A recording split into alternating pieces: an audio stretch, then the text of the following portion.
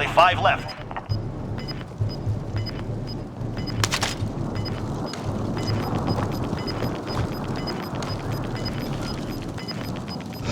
Gas is closing in. Relocating the safe zone.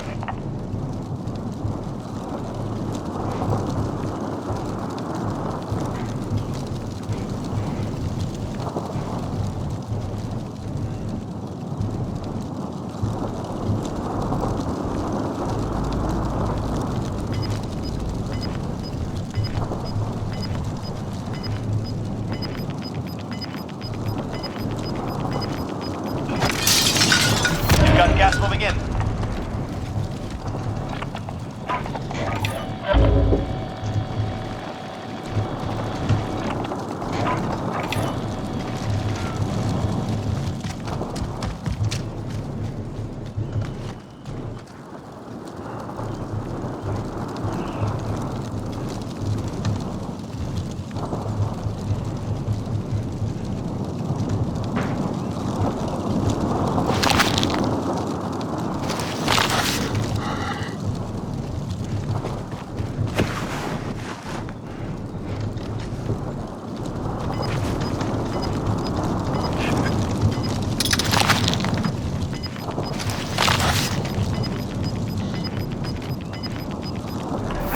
Closing in. Relocating the safe zone.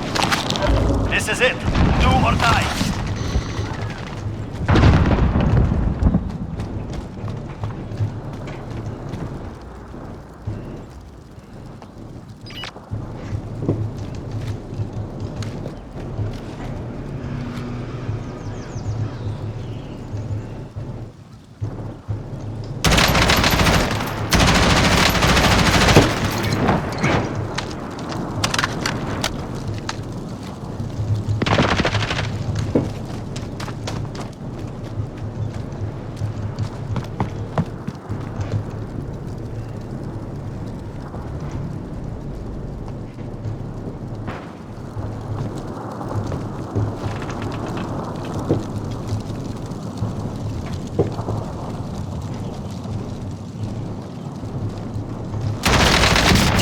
That is a win. You took what was yours and made me pay for it.